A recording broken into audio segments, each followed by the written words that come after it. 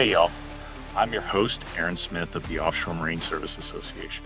Each Friday, I'll bring you the Offshore Briefing, a quick rundown of the week's notable developments, updates, and news you need to know in the offshore space. Whether you're on deck or at your desk, we're glad you're here. All right, welcome everyone to the Offshore Briefing. We're going to discuss this week's offshore news. If you're an OMSA member who is listening, I want you to think about the Offshore Briefing as an abbreviated audio version of Friday Fast Facts. And with me, as always, are Ashley and Angel, two of my great OMSA coworkers. Before we get started, yes, Ashley. Just saying hello. Hello. Angel, hello, how are you? I'm doing well. Well, good. And before we get started, I just wanted to see what y'all have been up to this week. Angel, what were you up to? So I was in the office doing some work, and you all were at a happy hour. So tell me more about how that went. I know. Does not sound fair, but it wasn't just a happy hour. The travel to Virginia Beach makes up for how difficult it was to get up there, but as fun as the happy hour was. Yes, we hosted the AMSA happy hour during IPF on Tuesday. I don't even know what day it is anymore. Out in And Virginia Ashley, Beach. for Tracy, what is IPF? IPF is the International Partnering Forum. Did I get it right? Yes, you did. It is the Super biggest proud of myself. offshore wind conference in the United States. Yes, and it bebops around. And this year it was in Virginia Beach, Virginia. Last year it was here in New Orleans. So we had to go out there, and we have been doing this for the past, I want to say 4 or 5 years-ish. 5 now, yeah. Yeah, 5. And they are just so successful and so much fun. And anyone and everyone is at the happy hour. It just really is. It's really for AMSA members. We also are doing this to kind of show everyone else in the industry who we are, and that we're connectors and networkers. And so we invite non-members or potential members to come and see what we're all about as well. So it was just a great event, and so many people were there, and I loved it's from 5 to 7, and everyone always tells me that they're just going to pop in for a second, or they're going to, I've got other things. I had people there at 4:30, and they had to kick us out at 7:15. Legit, the guy was screaming, Yep. last call. So it's just a fun party. Did you get a lot of good pictures? I got as many pictures as I could. I got some good ones, and they'll be in Friday Fast Fact tomorrow. But I did get some good ones. I try. It's just me running around, also doing the badges, also making sure everyone's got their drinks. But I did snag some good pics. Good. And I thought it was kind of interesting this year because Yes. obviously, Everything was interesting. yes, IPF was somber with the uncertainty that is facing the U.S. offshore wind industry and the uncertainty that faces the industry because of the administration. That it really affected the participants. But on the other side, I heard a lot of interest in AMSA, and I thought that was good because it showed that I think a lot of people are understanding that the U.S. offshore wind industry will only be successful if it is a U.S. industry. And, as we said in our press release early on in this administration, we want to see a reset of the industry to make sure that U.S., especially U.S. maritime supply chain entities, are advantaged. And I heard a lot of interest in AMSA from that viewpoint throughout the conference. And I think that was really good. And hopefully that the industry realizes that an American industry has to be composed of Americans. And so I liked that, what I heard. I also thought this was a different, on a positive spin.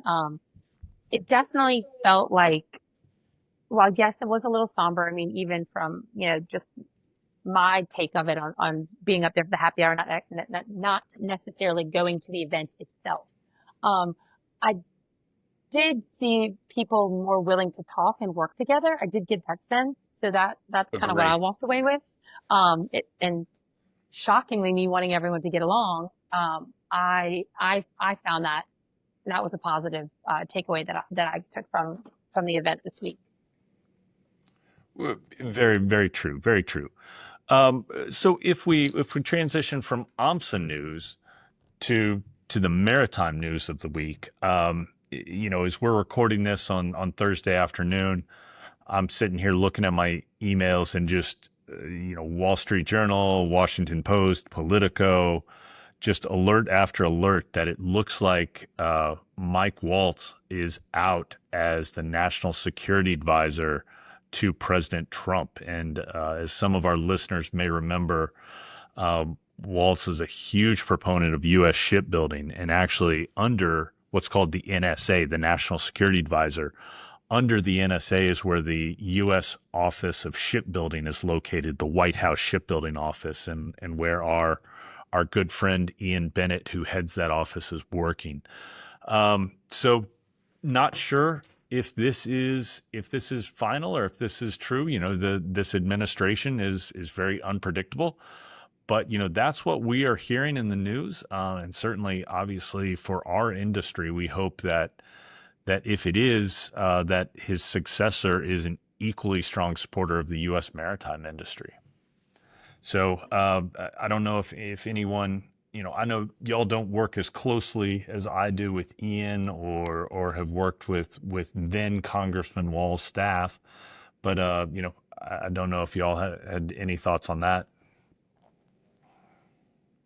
I'm working with Ian as he's speaking to our folks up in DC. So that's my only take of this.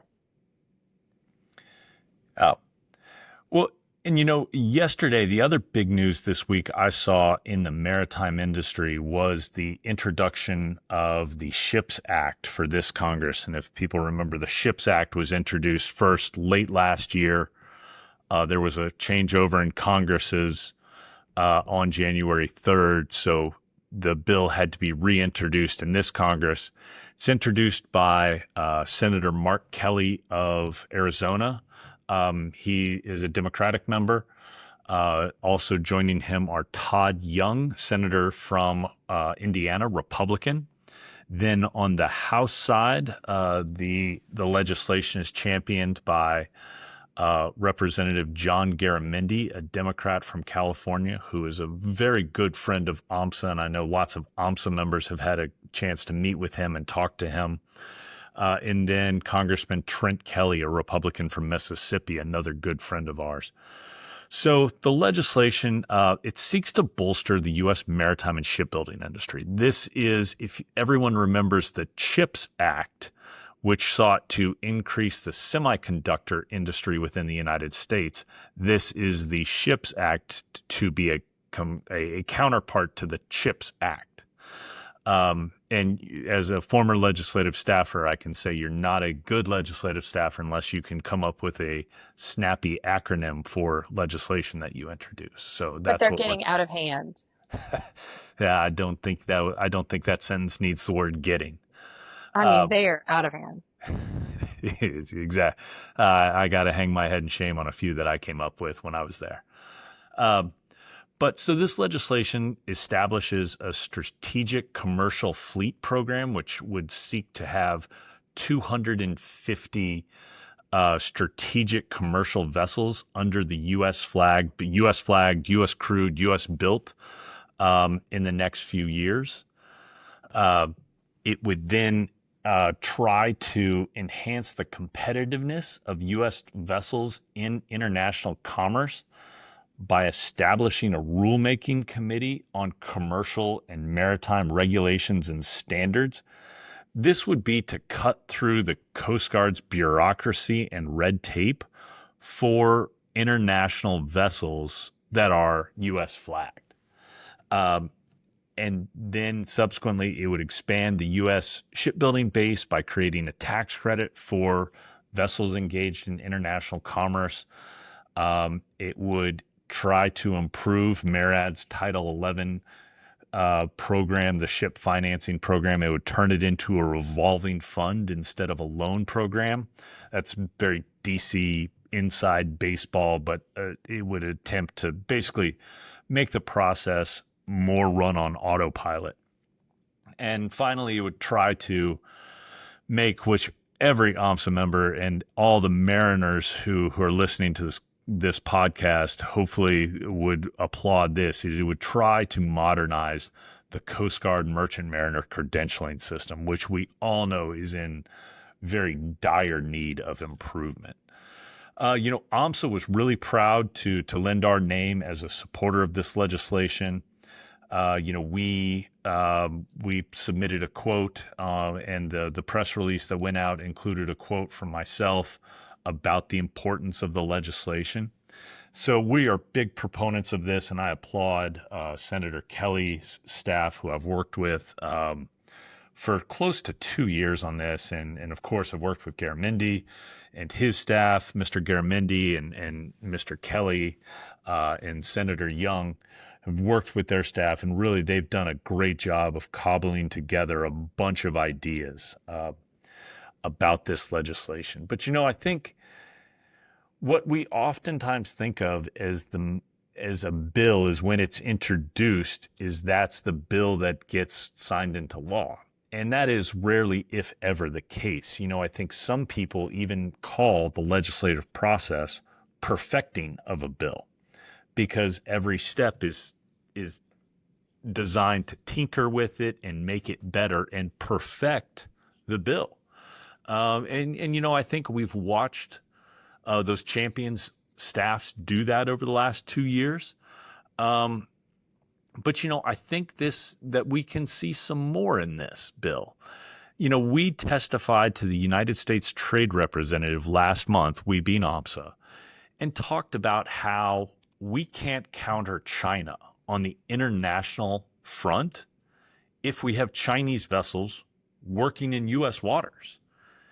And we highlighted the fact that in just the U.S. offshore wind market, over the last 8 years, that we have lost 1,500 mariner jobs to Chinese vessels that have been working in U.S. waters for a combined total of 2,430 days. Each one of those Chinese vessels staying for an average of 6 months in our sovereign waters. Think about it.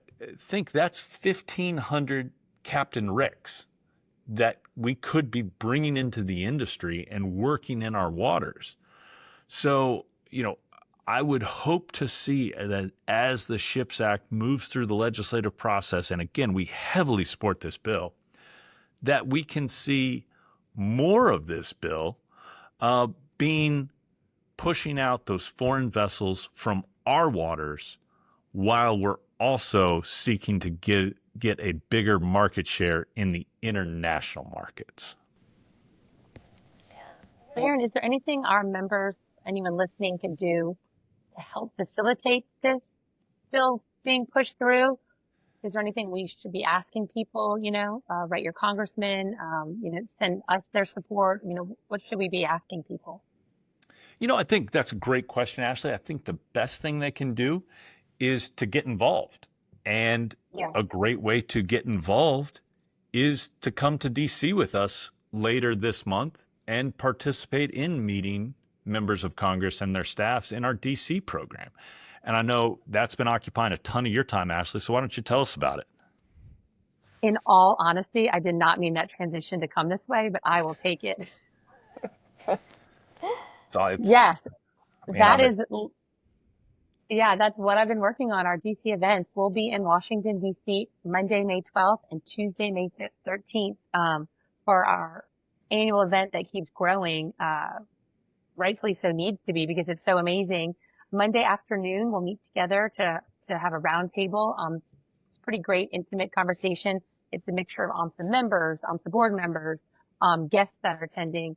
Right now we have Sean Planky and Ian Bennett confirmed, and we also have the House T&I, one of the staff directors coming, and a few Hill staffers.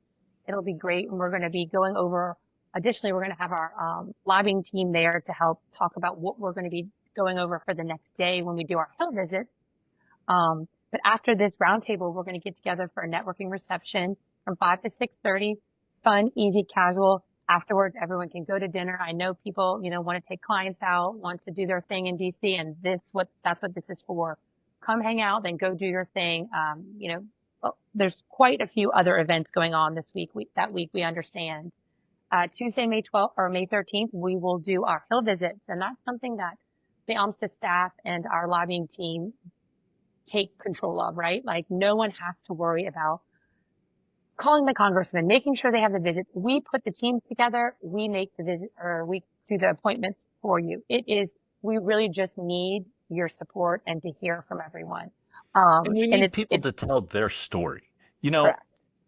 I am a registered lobbyist, but I am a dime a dozen in DC. And I do a very poor job of telling our stories. I think I'm very knowledgeable about the industry. I know about it. I can relate about it, but I'm not the one that's having to sign paychecks. I'm not the one that is employing mariners, that is making these financial decisions, that knows how hard it is. That is what we need, is people who can tell those stories, or people who can talk about how they came up through this industry. That's what we need, is for people to tell that stories. It's not about the legislative details or the Washington inside baseball.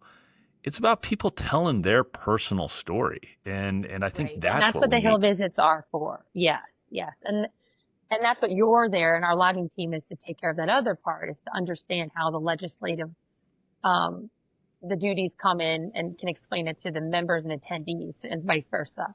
But just to keep on going with the day, let me end with my most favorite part of the day, and then Angela, I'll loop you in, the crawfish boil. So much fun. We have Rendezvous Catering, former cashews, drive up with a trailer full of crawfish. We're outside Nat Stadium at this place called the Bullpen. We've invited 1,700 congressional staffers, members of Congress, other Coast Guard officials, other high-ranking officials to come, and we boil crawfish out there. Right now, I just checked 335 RSVPs, which is kind of making me panic, but it's going to be great. We have beer, water for everybody, music. It is such a fun event. And so that's how we end the day, from 6 to 8 out there. All of the attendees that did hill visits come out. And we mingle with the hill staffers. And let me just tell you, this is where we've made quite a few great connections. Something has come up and I've been like, I spoke with so-and-so from so-and-so's office at that crawfish boil. Let me go find her card and let's call her. And we have, and it's helped us an event. So it's a really cool event. Probably one of my favorite that we do. And this will be Angela's first time coming up forward. So I can't wait for her to see it. Yep, that's correct. And I'm excited about that. I did want to, Erin, to elaborate a little bit more. So the people that we want to come, or more of the people that we want to come, or some people like similar to my position where we're working in the office and we're doing the day-by-day operations. We want those stories. Yes, I think that's exactly right. It is people who are involved in every part of the industry, because it's about putting faces with the legislative issues. I spent 10 years working on Capitol Hill, and when you're a staffer on Capitol Hill, you probably have 15, 20 meetings a day on a whole range of topics, and it's sometimes it's so much. You're drinking from a fire hose and you can't really get the personal stories. But if you can hear someone talk about their own personal experience of, hey, we had a vessel that was working, had a job, it was employing people, it was employing Captain Rick, and then another vessel came in from overseas and was working by a different set of rules so it could work at a cheaper price, and I had to lay my mariners off because of that. That's something that sticks in a staffer's mind, and they can say, oh, okay, I get this. And that's what we need, is those sort of personal interactions with the industry that people can share. So they get to tell their stories, get their voices heard, and have bottomless crawfish. I feel like that's good. Well put. Well Right? put. Yes. And like really good crawfish and great beer. I just love the bullpen. It is so cool. If you haven't been there, go ahead and Google it so you can see it. It is legitimately right outside that stadium. It's just a cool setup. And everyone said it's open. We've had it when it's been freezing. I've brought heaters in. It's been fine. We had it when it was raining. I got a tent to cover us. It was fine. Like there's just no stopping this party. It's just a fun time. It is, and it's so well attended. And I know that I walk into members of Congress office, and they already know, and they say, "Oh, you guys are the crawfish people. We know." And I think that this year we really have a great theme that is set out for the boil this year, which is red, white, and built right. And I really love this theme because it really shows what the U.S. maritime industry about is, that this is an American homegrown industry that's supporting U.S. workers, U.S. mariners, putting food on U.S. workers' tables. It's something that it's one of these programs we should be encouraging more. And I think our theme really captures that. Well, I agree. if no one has any other news that they've seen for this week, I think that will wrap up this offshore briefing. If you want to know more about these stories that we're talking about, read Friday Fast Facts that AMSA puts out every week. If you don't get Friday Fast Facts and you're an AMSA member, please sign up with Ashley. If you want to receive and you're not an AMSA member, please become a member, and you'll be able to have access to these stories and many, many more every Friday in your email box. So thank you. Ashley, Angel, any parting words? Nope. I hope everyone listened to our first podcast release. It was fun to do. Lots of lessons learned, which we will talk about on our next podcast.